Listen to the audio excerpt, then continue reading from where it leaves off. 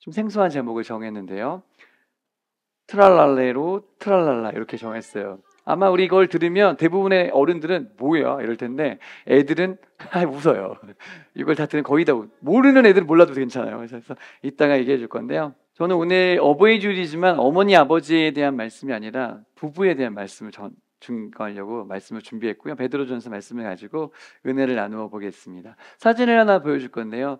현하고 정혜영 부부인데 너무 제가 이제 크리스찬 부부 중에서 이렇게 아름다운 부부가 있을까? 근데 이분들이 이제 인플루언서잖아요. 재산 그 기부만 60억을 넘게 했대요. 저는 우리 교회가 다른 교회 만큼 크지는 않지만 저는 기대가 뭐냐면 건강한 가정이 많은 교회였으면 좋겠어요. 할렐루야.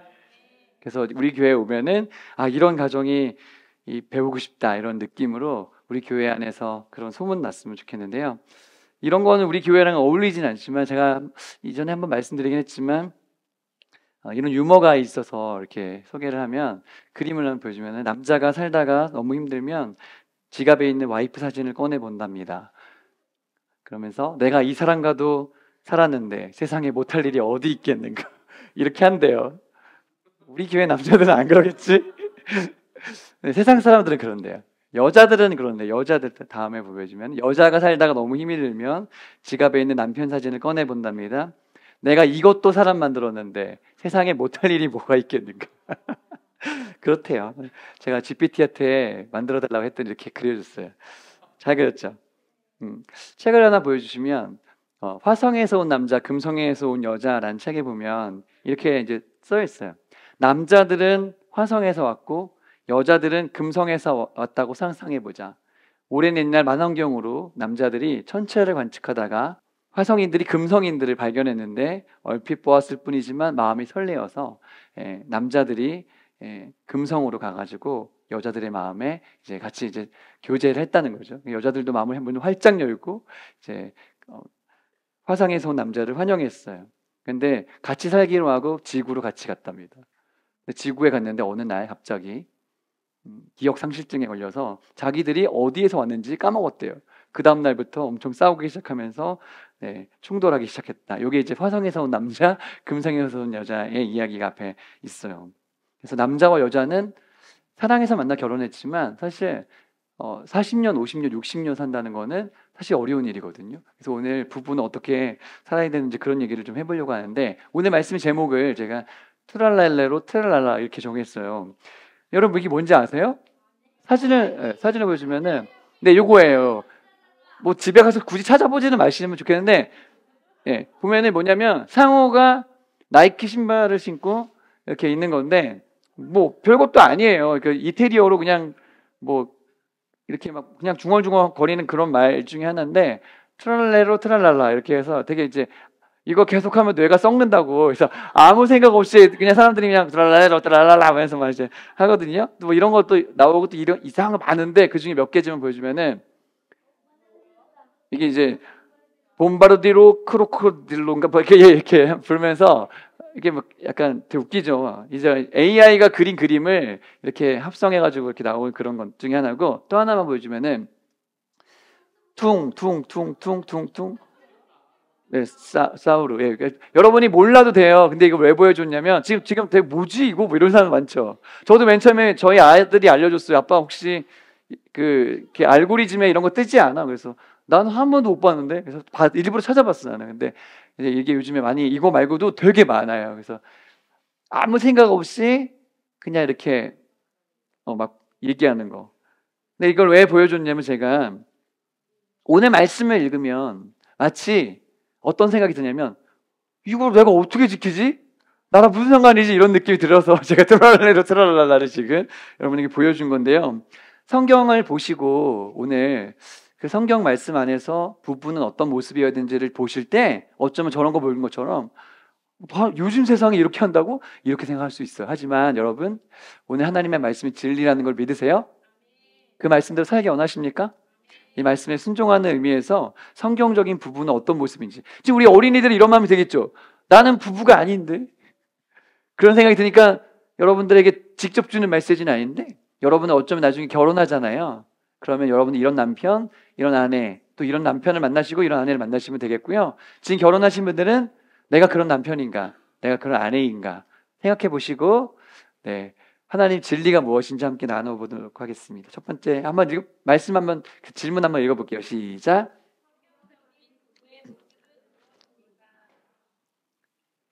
성경적인 부부의 모습 세 가지를 같이 알아볼 건데, 첫 번째는, 네, 오늘 말씀은 미리 말씀드리지만 여자들에게 한 말씀이 더 깁니다. 그래서 성경이 그래요. 1절부터 6절까지 여자들의 말씀이고 7절이 남자들에게 말씀인데, 참고로 그렇게 들으시게 되면 좋겠어요. 첫 번째, 같이 읽어볼게요. 시작. 네. 1절 말씀이 그렇게 나와 있어요. 같이 읽어볼게요. 시작. 아내들아, 이와 같이 자기 남편에게 순종하라. 말로 말미암지 않고 그 아내의 행실로 말미암아 구원을 얻게 하려 함이니. 네. 아내가 남편을 대하는 첫 번째 태도가 뭐냐면, 따라합시다. 순종. 순복이라고도 하는데요. 순종하라. 순종은 뭐냐면 권위자의 생각을 그대로 따르는 것이에요. 근데 우리는 죄인이라서 어떤 권위자의 말을 따르고 싶어 하지 않는 본성이 있습니다. 연약한 죄성이라고 할 수 있는데, 강아지를 보면 잘 훈련된 강아지를 우리가 좋아하죠.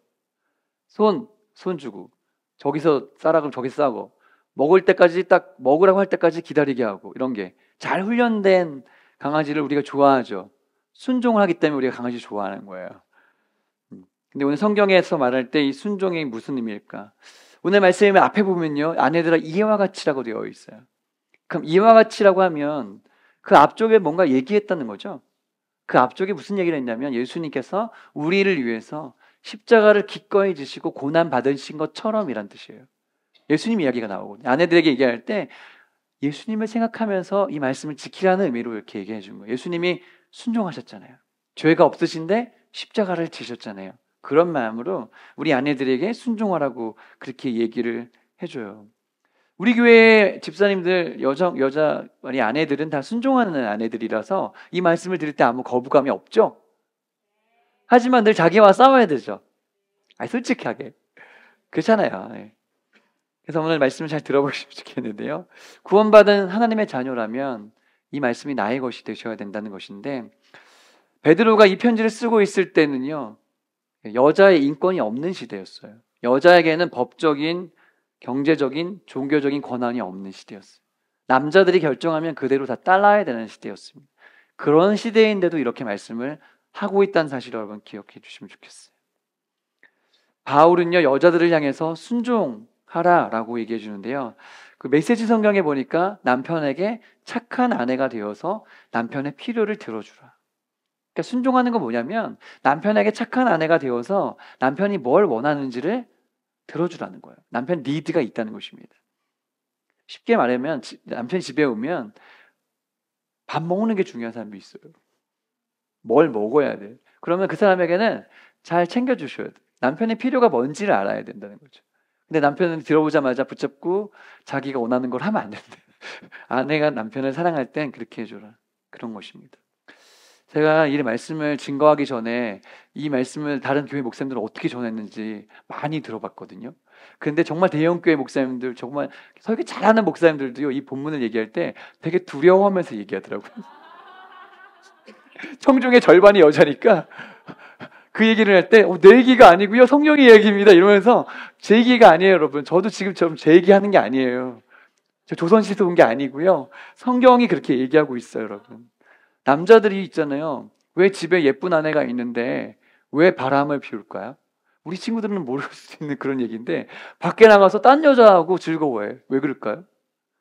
자기 아내가 되게 예쁜데 왜 그럴까요? 밖에서 만난 그 여자는 이 남편에게 일단 반응을 해줘. 이 남자한테. 어머, 오빠, 멋있어요. 어떻게 그렇게 할 수 있어요? 말하면서 막 보고 싶었어요. 말하면서 막 최고예요. 막 남자 정신을 못 차려. 그래가지고 자기 아내가 훨씬 예쁜데 나가서 바람을 피우는 거예요, 여러분. 그 여자가 막 순종해 주니까 정신을 못 차리는 거죠.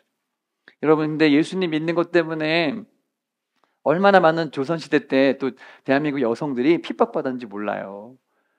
그렇죠. 이재승 원사님이 살아왔던 시대는 다 그랬죠. 여자가 예수 믿으면 남자들한테 핍박당해서 그렇죠. 집안에서 핍박당했어요. 네가 예수 믿어서 우리 집이 망한 거다. 우리 이제 제사 못 드리는 건 너 때문에 조상 귀신들이 우리를 축복해 주지 않는 거다. 이렇게 엄청 핍박당했고요. 맞기도 했고요. 쫓겨나기도 했어요. 그게 바로 우리 부모님들이에요. 근데 이 말씀을 기억하면서 남편에게 순종한 거예요. 어떤 걸로요? 행동으로요. 따라합시다. 행동으로. 네. 주로 여자들은 말을 잘하는데 성경에 보니까 순종할 때의 모습은 말이 아니라 행동으로 하라 그랬어요. 따라합시다. 말이 아니라 삶입니다. 말이 아니라 삶으로 그 사람을 구원할 수 있다. 오늘 그렇게 말씀하세요. 여러분 있잖아요. 원래 가까운 사이일수록 말이 안 통해요. 그렇잖아요. 가까운 사이일수록 말이 안 통하고요. 삶이 통하는 거예요. 내가 어떻게 사느냐가 그대로 메시지가 되는 거죠. 그래서 여러분 집은요. 가장 치열한 전쟁터예요. 우리가 싸워야 되는 가장 치열한 영적 전쟁터가 가정이라고 할 수 있어요. 사랑하는 우리 아내 여러분, 이 세상에는요. 양관식 같은 남편이 별로 없어요. 못 알아들어도 돼요. 양관식 같은 남편은 별로 없습니다. 할렐루야. 여러분의 남편이 이상한 게 아니라 여러분의 남편을 여러분이 존중하고 순종해 줄 때 하나님께서 축복해 주실 줄 믿습니다. 1840년에 뉴욕의 어느 마을에, 작은 마을에 남편은 늘 술을 먹고 아내를 때리고 그런 남편이 있었는데 아내는 예수님을 열심히 믿는 사람이었어요. 밤마다 그를 위해서 기도하는데 그날도 막 술을 먹고 들어와서 난동을 부렸는데 잘 때 옷을 벗겨주고 얼굴을 닦아주면서 하나님이 당신을 사랑하세요. 그리고 그 남편이 잘 때 옆에 앉아서 눈물로 기도하는 아내가 있었습니다. 그런 걸 보면 아내가 더 화가 나는 거예요. 아 뭐야? 이러면서 화를 내. 근데 어느 날 집에 딱 들어왔는데 술을 먹고 들어왔는데 아내가 열심히 기도하고 있는 거예요. 우리 남편 좀 바꿔주세요. 이렇게 더 화가 나서 술병을 집어 던지려다가 던지지 않고 잤대요. 근데 그날 밤 잠들었는데 자다가 악몽을 꾼 거예요. 그래서 저 좀 살려주세요. 이렇게 이제 뭔가 이제 충격을 받은 거죠. 근데 그 동네에 찰스 핀이라는 아주 유명한 부흥사가 있었는데 그 지역에서 부흥회를 하고 있었어요. 그 다음날 그 남편이 술 취한 상태로 찰스 핀이 집회에 간 거예요. 가서 그 말씀을 듣다가 예수님을 영접하게 되었어요. 그 삶이 완전히 바뀌게 되었고 나중에 금주운동과 전도운동을 하는 남편으로 변화되었다고 해요. 그러면서 이렇게 얘기한 거예요. 내 아내가 말없이 보여준 하나님이 나를 이곳에 데려왔다. 자기 아내가 하나님처럼 보여준 삶이 되었다. 이러고 것이죠. 아내가 남편을 구원하는 방법으로 이 순종의 본문을 쓰고 있습니다. 성경적인 아내의 모습은 어떤 모습일까? 두 번째, 우리 아내들만 한번 읽어주세요. 시작. 네, 3절 말씀에 보니까 이렇게 되어 있습니다.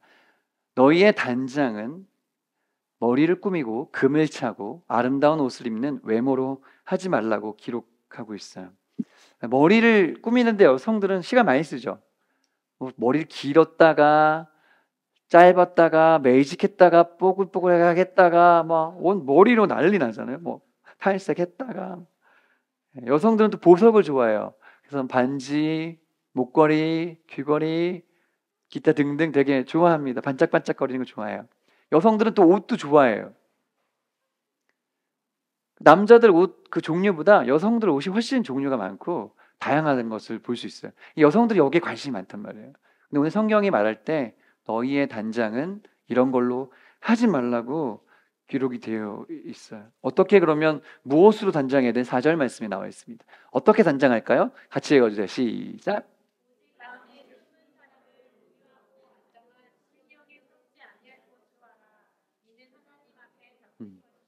숨은 사람이라고 써 있어요. 내게 보이지 않는 내적인 사람을 가꾸라는 거예요. 온유함과 또 안정된 심령으로 가꾸라 이런 말이 있습니다. 나체주 시인의 풀꽃이라는 시를 아시죠? 자세히 보아야 예쁘다. 오래 보아야 사랑스럽다. 너도 그렇다.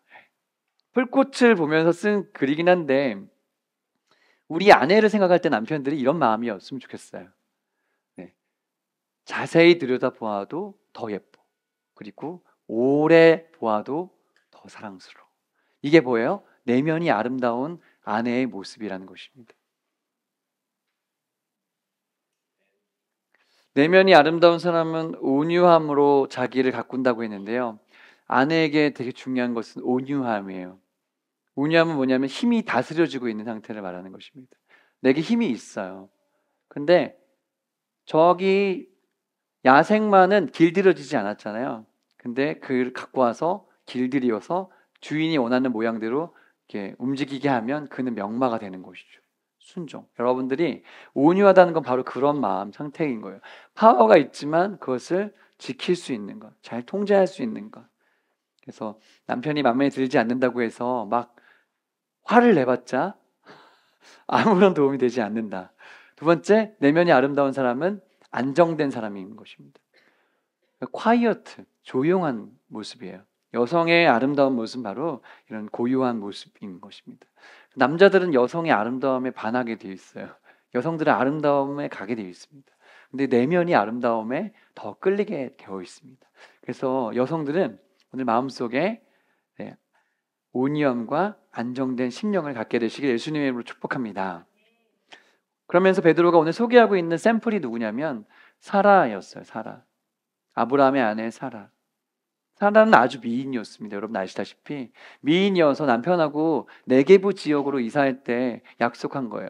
네게부에 가면 분명히 너 당신이 아름다워서 당신을 이렇게 마음 호감이 있는 사람이 있을 것 같은데 약속을 하자. 내가 오빠하고 동생하자. 누이라고 하지, 남매라고 하지, 이렇게 된 거예요. 그랬더니 정말로 아니나 다를까 그 동네 네게부 지역의 왕 아비멜렉이 사라를 데리고 오라고 합니다. 이쁘니까. 그래서 자기가 아내를 삼으려고 했잖아요. 사라가 끌려갈 때 아브라함이 봤을까요? 못 봤을까요? 봤죠. 봤지만 막을 수가 없었어요. 제가 오빠입니다. 데리고 가세요. 이렇게 했겠지. 여러분이 만약에 사라라면 남편이 어떻겠어요? 믿음직했겠어요? 아니죠. 저런 쪼다 같은 남편하고 내가 살아야 되네. 어떻게든 지켜주지 못할 망정이라고 생각했을 것 같아요. 근데 하나님께서 나타나셔서 아비멜렉의 꿈에 나타나셔서 너 그 여자 건드리면 나한테 죽을 줄 알아? 이렇게. 왜 그래요? 왜요? 그랬더니 이 남편이 있는 사람이야. 이렇게 된 거예요. 그래가지고 돌아왔어요. 자, 집에 돌아올 때 사라의 표정은 어땠을까요? 행복했을까요? 눈에 불을 켰지 않았어요? 아니면 야구방망이 하나 들고 저걸 남편이라고 하면서 그랬잖아요. 근데 놀랍게도 오늘 말씀해 보니까 사라가 아브라함에게 뭐라고 했냐. 네, 같이 한번 6절 말씀 읽어주세요. 시작. 아니 사라가 아브라함에게 주님이라고 했다는 거예요. 주님이라고요. 그거 아세요? 사라의 이름의 뜻이 여왕이란 뜻이에요. 여왕, 공주 이런 뜻이거든요. 이 공주, 여왕 같은 사람이 남편에게 왕이라고 한 거예요. 주님이라고 얘기한 것입니다. 그것이 오늘 우리가 본받아야 될 아내의 모습이라 이것입니다. 네, 예측했던 대로 어떤 아내도 좋아하지 않는 말씀입니다. 트랄랄레로 트랄랄라 같은 느낌이에요. 하지만 여러분, 이건 제가 한 얘기가 아니고 성경이 얘기해주고 있는 것입니다. 신앙을 버리든가 남편을 버리든가 하여튼 말씀을 따르든가. 네, 이제 남자에 대해서 얘기하겠습니다. 세 번째요, 남편의 모습입니다. 남자들만 읽어보겠습니다. 시작. 죄송해요. 우리 교회가 몇 명 없지만 이 정도 소리는 아니잖아요. 좀 더 크게 읽어주세요. 시작. 네. 7절 말씀이 이 말씀인데요. 한 절이지만 아주 임팩트 있는 말씀이에요. 같이 읽어주세요. 시작. 남편들아 이와 같이 지식을 따라 너희 아내와 동거하고 그를 더 연약한 그릇이요 또 생명의 은혜를 함께 이어받을 자로 알아 귀히 여기라. 이는 너희 기도가 막히지 아니하게 함이라. 네, 여기 보니까 남편들은 아내를 지식을 따라 라고 써 있어요. 아내를 알아야 돼요. 내 아내가 무엇을 원하는지, 취향이 무엇인지, 내 아내의 성격은 뭔지, MBTI는 뭔지, 어떤 음식을 좋아하고 싫어하는지, 어떤 선물을 기대하는 아내인지 여러분 우리 남편들을 알아야 돼요. 할렐루야. 저도 잘 몰랐을 때는 결혼하고 처음에 저희 아내의 생일날 서프라이즈를 하려고 백화점에 가서 그 유명한 브랜드 속옷 브랜드 가가지고 비싼 속옷을 사가지고 쫙 줬거든요. 정말 싫어했어요. 당장 반품하라고. 보이지 않는 걸 뭐하러 그거 비싼 걸 산? 그래가지고 반품했어요. 그래서 제가 알았어요. 아, 우리 아내는 이런 거 관심 없구나. 예, 자기가 좋아하는 걸 해줘야 돼요. 남편이 좋아하는 걸 하면 안 되고요.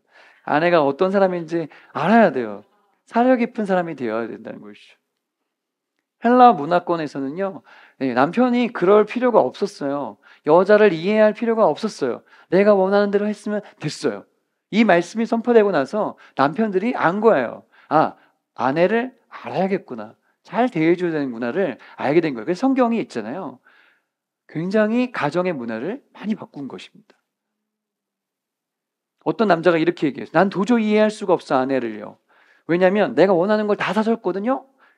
식기세척기도 사주고 세탁기도 사주고 드라이기도 사주고 멋진 집도 다 사줬는데, 그리고 난 신실하고 술도 마시지 않는 남편인데 왜 아내는 늘 불만족스러워 보일까라고 했대요.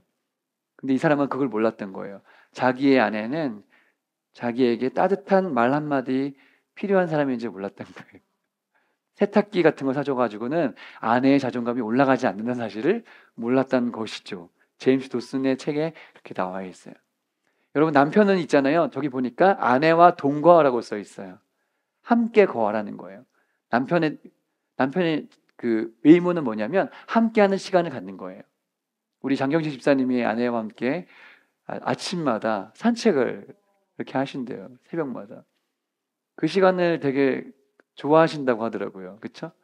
그래서 저는 장경식 집사님이 끌고 다니는 건 줄 알았는데 그게 아니라 김선 집사님도 좋아하시는 것 같아요. 맞죠? 네, 그래서 되게 그 시간은 되게 멋진 것 같아요. 동거하는 것, 함께 해주는 것. 여기 우리 교회의 남편들은 다 그런 남편들이 있어요. 함께하는 걸 되게 좋아하는 남편들이셔서 다행인데, 그와 동거하라고 써 있어요. 안 그러면 집은 하숙집처럼 되게 돼 있어요. 밥 먹고 나가고 자고 그냥 돌아가고. 또 성경에 보니까요, 그를 더 어떻게 더 여기냐면 더 연약한 그릇이라고 생각하래요. 따라합시다. 연약한 그릇. 더 연약한 그릇이에요. 나보다 우리 아내는 더 연약하다고 생각하셔야 돼요. 나보다 힘이 세고 나보다 혹 몸무게가 많이 나갈지 모르겠지만 아내는 늘 연약한 그릇인 거예요. 남편들은 늘 착각해요. 우리 아내는 티타늄 프라이팬 같은 존재구나 라고 생각해요. 티타늄 끼지도 않고 찌그러지도 않고 되게 가볍고 막 엄청 센. 아니에요. 우리 아내는 티타늄 프라이팬이 아니고요, 연약한 깨지기 쉬운 그릇이라는 존재입니다. 깨지기 쉬운 그릇을 다룰 때 함부로 설거지하지 않죠. 되게 정성껏 빨리 해서 빨리 닦아가지고 올려놔야 되겠죠.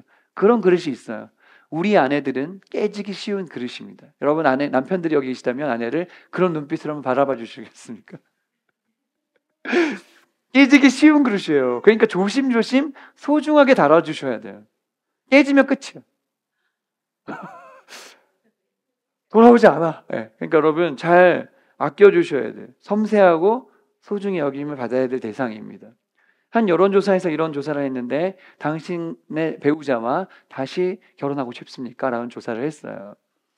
네, 되게 재미있는 결과가 나왔는데, 남자들은 의외로 다시 이 배우자와 결혼하고 싶다가 제일 많이 나왔어요. 43%가 나왔대요.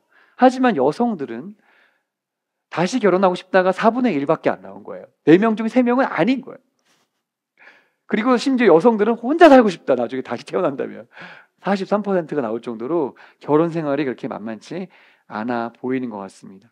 사랑하는 남성 동지 여러분, 결혼하셨다면 여러분의 아내를 진짜 사랑해 주시기를 축복합니다. 소중히 여기시기를 축복합니다. 남자들이 아멘 해야 되는데. 할렐루야.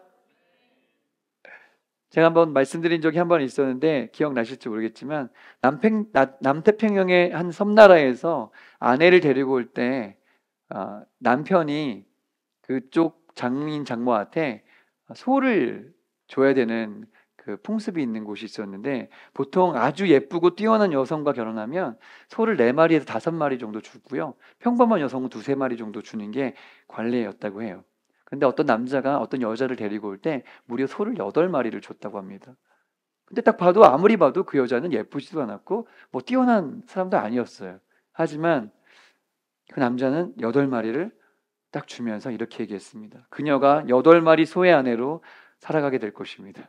그런 믿음을 가지고 8마리를 딱 지급하고 집에 왔는데 그날부터 이 여자의 눈빛이 빛나기 시작하고 말투에는 자신감이 생기고 외모에서는 더 아름다움이 빛나기 시작해서 8마리 이상 주고 온 여성 이상으로 그렇게 살아가게 되었다는 것입니다. 남편이 아내를 어떻게 보느냐에 따라서 아내는 가치를 빛낼 수 있다. 이렇게 생각하시면 좋겠어요. 성경은 오늘 남편에게 얘기하면서 이렇게 얘기해요. 이렇게 해야지만 너희들의 기도가 막히지 않을 거야 라고 얘기해요. 영적인 부분이요, 아내와의 관계하고 굉장히 긴밀하게 연결이 있습니다. 기도가 잘 되려면요, 아내를 소중히 여기시게 되시기를 예수님으로 축복합니다. 하나님이 만드신 두 가지 기관이 있는데요. 하나는 가정이고요. 하나는 교회예요. 사탄은요, 가정하고 교회만 무너뜨리면 자기 임무가 완성되는 거예요. 여러분의 신앙이 확인될 수 있는 두 개의 장소는 바로 가정과 교회입니다. 가정에서 오늘 말씀을 이루시기를 예수님으로 축복합니다. 교회에서 그런 모습을 보여주게 되시기를 예수님으로 축복합니다. 그런다면 오늘 우리는 2000년 전에 쓰여진 이 성경의 메시지가 오늘 나와 상관 있는 메시지가 되어서 우리의 삶을 아름답게 만들 줄 믿으시기 바랍니다.